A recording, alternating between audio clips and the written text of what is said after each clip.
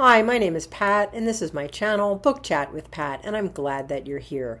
Today, I'd like to talk about an idea for a new series of videos on books that I loved to teach. I've talked a great deal on this channel about the fact that I was a high school English teacher for just under 40 years.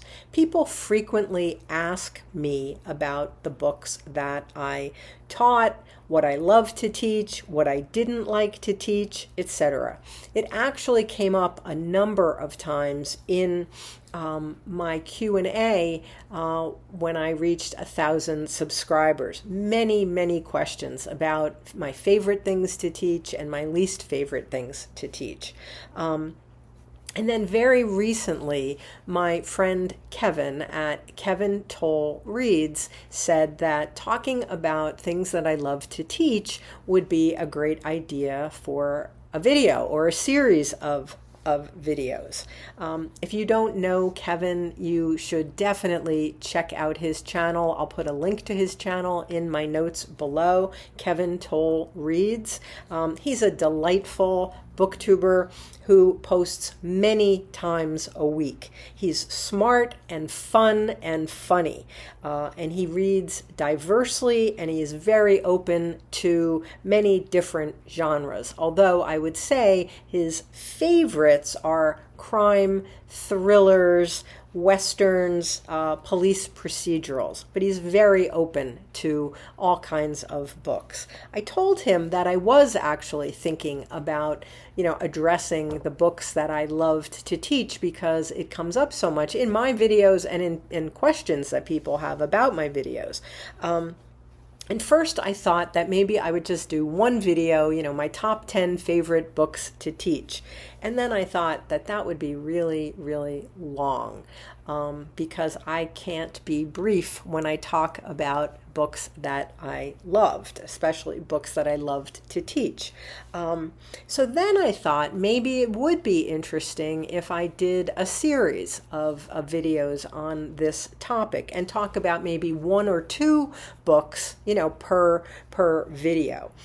So it would be a series of shorter videos rather than doing a top 10.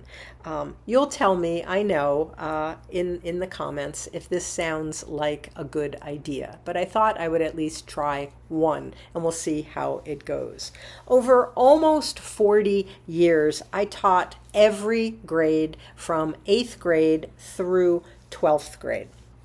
I taught American literature, British literature, world literature, humanities and the arts, writing and composition, and many electives. I taught contemporary fiction, advanced placement literature, nature writing.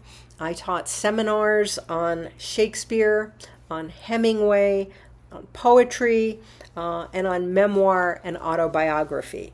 I also helped younger colleagues to develop electives that they were interested in teaching in topics such as the graphic novel, literature of social justice. If I were still teaching, I would be developing an elective on science fiction based on my newest interests. So I have a lot to draw on. Maybe I can talk about one or two books at a time, and you tell me if this is interesting to you and if you'd like me to continue. Some of what I will be talking about will come as no surprise to anyone because they are staples of most English curricula, and some of these will be books that I have talked about many times on the channel already. But I think I will have a few surprises for you as well.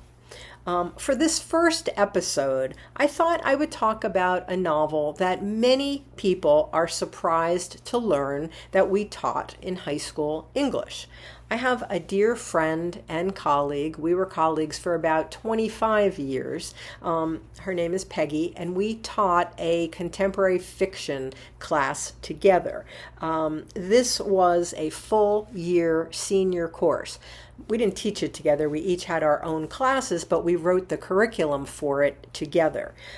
We rewrote the curriculum every few years in order to keep it current. And we were always revising it to include books that we thought kids would want to read.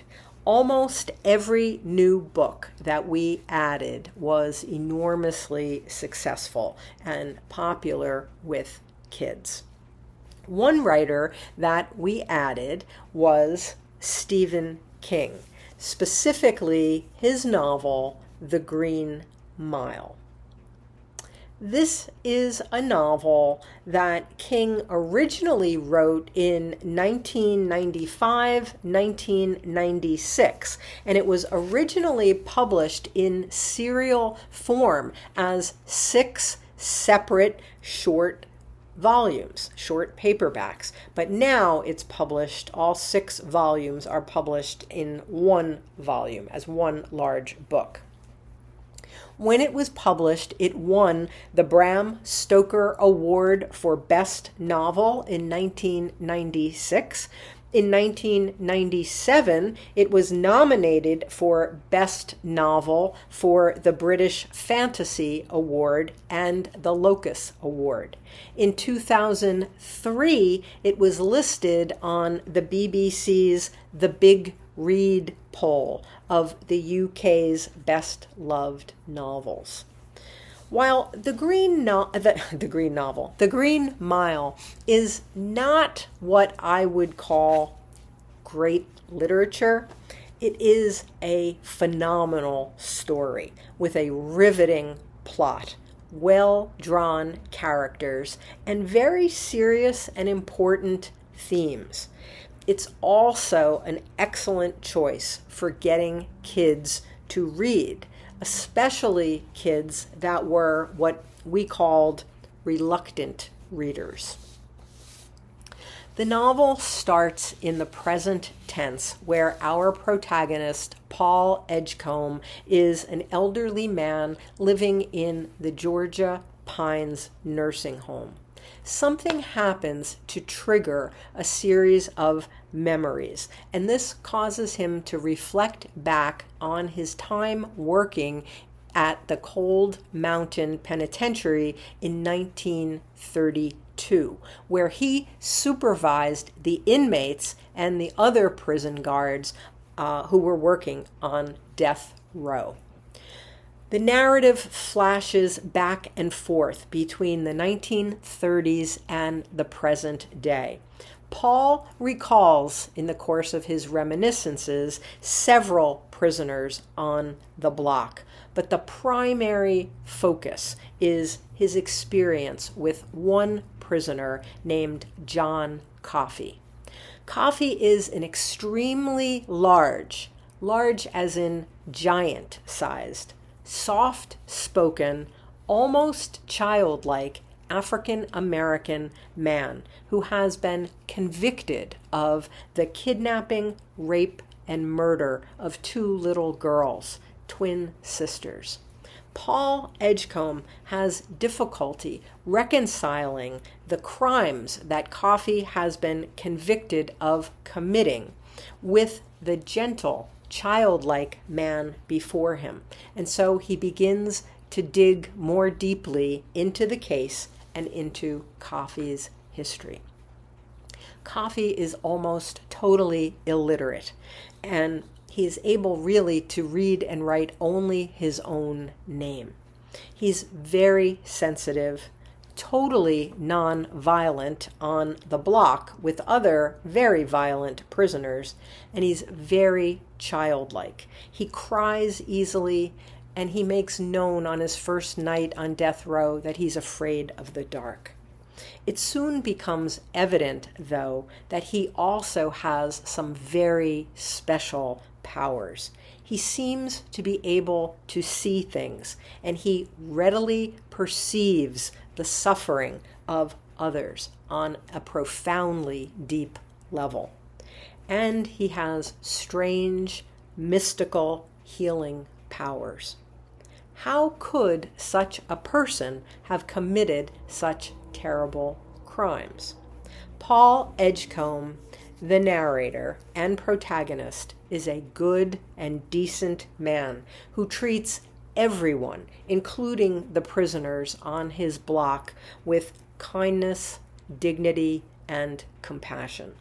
He takes his job very seriously, and he approaches it with a deep sense of decency and responsibility. The novel deals with very important themes that make for great discussion and that gave us, when I was teaching it, plenty to analyze, to discuss, and to write about. Certainly one theme is racism and its presence in society and in the legal system. Coffee is convicted in the court of public opinion long before he is ever tried. And then, when he is tried, his trial is a total sham due to racial attitudes. Another theme deals with justice and morality and some of the limitations of the justice system. There are characters in the novel who get away with horrific crimes. They literally get away with murder. And then there are others who suffer at the hands of a justice system that does not provide them with a fair trial. There are also characters who behave in very moral ways, even though the official justice system would find them to be breaking society's laws. These kinds of issues led to great discussions with kids. Another theme present is the idea of, or the presence of, love and compassion in a world filled with cruelty and violence. Characters you would never expect to be loving and compassionate are just that. And this leads to a special kind of healing. Of course, the novel takes place primarily on death row. And this also invited discussions and debate on the ethics of the death penalty. As I said earlier, this isn't great literature. It's not elegantly written. The prose is not what I would call beautiful, nor is it rich with imagery. Some might even call the style sort of pedestrian. But the story is absolutely riveting. You cannot put the book down. Every year, we would have kids who didn't like to read. Some who even used to put on a sort of, bravado about, how proud they were that they never read a book. And every year, we would have these same kids reading and reading ahead because they just couldn't put the book down. One year, I even had a group of parents tell me at back to school night that they were reading the book along with us at home. Every year, I would also have kids in my advanced placement English literature class, which is the most advanced class that we offered. Every year, I would have kids in that class asking me when they were going to get to read The Green Mile because they had heard their friends in other classes talking about it. Unfortunately, Stephen King was not a part of the advanced placement curriculum. And so I told them that they would have to read it on their own, that it wasn't something we were going to read together in class. Teaching this novel was always a successful teaching experience. Kids who were already good readers loved it, but it also made readers out of more than a few of my kids who finally stopped bragging about never having finished a whole book. So I have a lot of books, a lot of other books. Some are, books from this course, contemporary fiction, and there's also a lot of classics that I taught regularly, that I loved to teach, and that I would love to talk about here in these short kind of videos. So if you would like to see more of this series, if this interests you, just let me know in the comments, and I'll put together a few more of these. As always, I thank you for watching. I hope that you're doing well. I'll speak with you again soon. Take care.